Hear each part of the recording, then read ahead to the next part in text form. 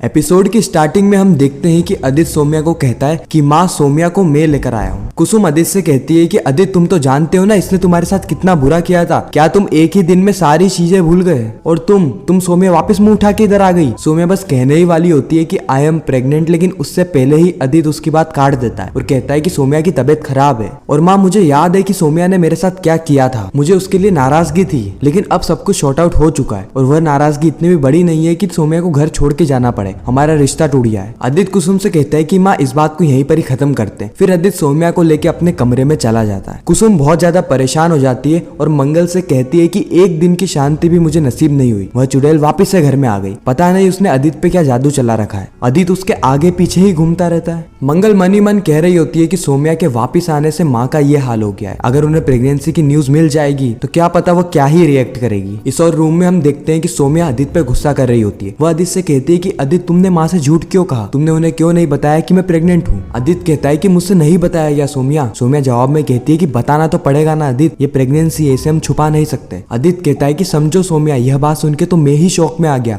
पहले मैं खुद तो संभालू, फिर धीरे धीरे करके सबको बता दूंगा। सौम्या कहती है कि आदित्य ये हमारा होने वाला बच्चा है, कोई बोझ नहीं है। आदित्य सौम्या को रिलैक्स करने को कहता है और यह भी कहता है कि मेरे को ऑफिस जाना है, तो तुम एक काम करो, तुम आराम से इधर रेस्ट करो। हम शाम को कुछ सोचते हैं। यहाँ पे कुसुम को इतना ज्यादा नाराज देखते हुए मंगल कुसुम के पास बैठती है और कहती है कि जो भी हो रहा है वो हमारे बस में नहीं है माँ। हाँ, हमारा गुस्सा खाने पे तो नहीं निकाल सकते, तो प्लीज खाना खा लीजिए। उसी समय मंगल को एक कॉल आता है जो कि उसके कस्टमर का होता है। कस्टमर मंगल पे चिल्लाने लगता है और कहता है कि तुमने ये कैसा खाना भेजा है, खाने में इतना ज्यादा नमक आ गया है कि हम खाना खा ही नहीं पा रहे। 2 दिन तो हुए नहीं तुम्हें खाना देते हुए और इतनी बड़ी लापरवाही। मंगल उस कस्टमर से माफी मांगती है और यह कहती है कि प्लीज आप आज का खाने का पैसे मत दीजिएगा, मैं कल से ध्यान रखूंगी। पता नहीं ये गलती मुझसे कैसे हो गई, लेकिन वह कस्टमर बिना जवाब देते हुए फोन को काट देता है। कुसुम देखती है कि मंगल बहुत ज्यादा परेशान है और जैसे ही वो मंगल से इस परेशानी का कारण पूछती है, मंगल कुछ तो भी बातें बना के उस बात को टाल देती है। इस और हम देखते हैं कि सौम्या का पार्सल आया होता है। कुसुम सौम्या का पार्सल लेती है जिसमें कि सौम्या की मेडिकल रिपोर्ट्स होती है। ये सारी चीजें पीछे खड़ा खड़ा आदित्य देख लेता है। आदित्य को ये पता था कि अगर माँ ने यह सब पढ़ लिया तो दिक्कत हो जाएगी और कुसुम जैसी रिपोर्ट पढ़ने वाली होती है, आदित्य कुसुम के हाथ से रिपोर्ट को छीन लेता है। ये देख के कुसुम को बहुत ज्यादा गुस्सा आता है और वह आदित्य से कहती कि आदित्य तुम ये क्या कर रहे हो, मुझे पढ़ने दो कि इस रिपोर्ट में आखिर है क्या, ऐसी कौन सी बीमारी हो गई सौम्या को?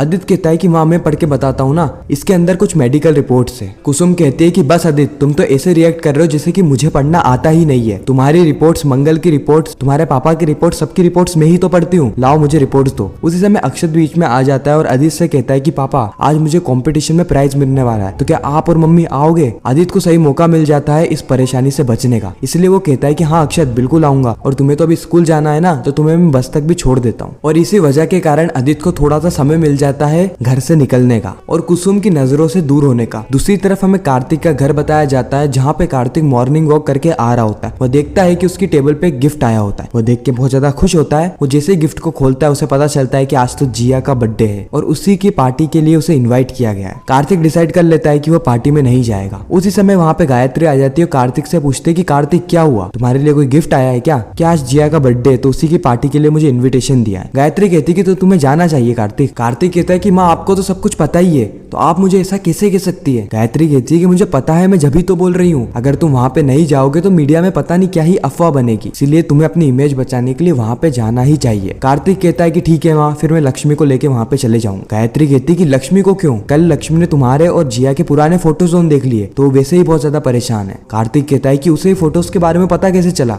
गायत्री कहती है कि वह तुम्हारा पास्ट है, तुम छुपाओगे तब भी वह नहीं छुपेगा। तुम एक काम करो, तुम पार्टी में चले जाना और जितना जल्दी हो सके उतनी जल्दी पार्टी से आ जाना अकेले। कार्तिक कहता है ठीक है माँ। कार्तिक जैसे ही रूम में जाता है उसी समय गायत्री जिया को फोन करती है और कहती है कि जिया मैंने तुम्हारा काम कर दिया है, अब तुम कार्तिक की इमेज का ध्यान रखना, उसकी इमेज पे कोई भी आंच नहीं आनी चाहिए। इस और हम कुसुम को देखते हैं जो कि पाठ कर रही होती है, तभी उसके ऊपर धूल गिर जाती है। वो ऊपर देखती है तो उसे पता चलता है कि इस पंखे की सफाई ही नहीं हुई है बहुत समय से। कुसुम सोचती है कि ये सौम्या के आने के बाद से तो घर में साफ सफाई ही नहीं रहने लगी। जब मंगल घर को संभाला करती थी तो हर एक कोना मंदिर की तरह साफ रहता था, लेकिन जब से सौम्या आई है, जब से घर और कबाड़ खाना एक ही हो गया है। फिर कुसुम सोम्या को बुलाती है और उसे पंखे साफ करने को कहती है, साथ ही घर के सारे जाले भी। सोम्या बार बार मना कर रही होती है लेकिन कुसुम फिर भी उसे फोर्स करती है और सोम्या स्टेयर्स पे चढ़ के पंखे को साफ ही कर रही होती है कि उसे चक्कर आने लगते हैं और आदित्य उसे संभाल लेता है। आदित्य कुसुम से कहता है कि माँ आपको नहीं पता कि इसकी हालत बहुत ज्यादा खराब है। कुसुम कहती है कि ये क्या कह रहे हो तुम आदित्य, तुम पहले घर को देखो, घर की क्या हालत हो गई है, ये कुछ तो काम करती नहीं है,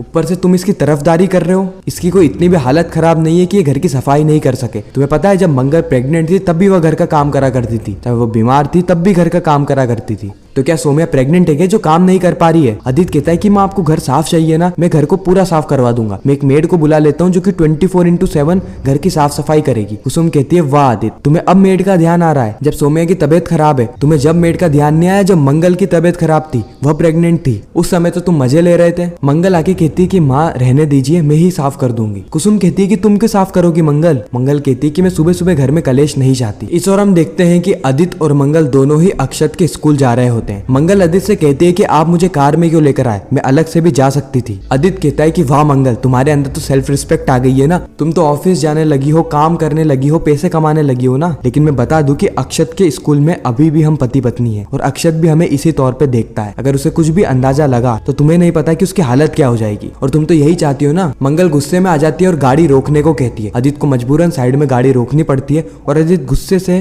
कार का दरवाजा खोलता है और यहीं पर ही यह एपिसोड खत्म हो जाता है। बाकी आपको यह रिकैप कैसा लगा कमेंट सेक्शन में जरूर बताना। मिलते हैं नेक्स्ट वीडियो में, जब तक के लिए गुड बाय।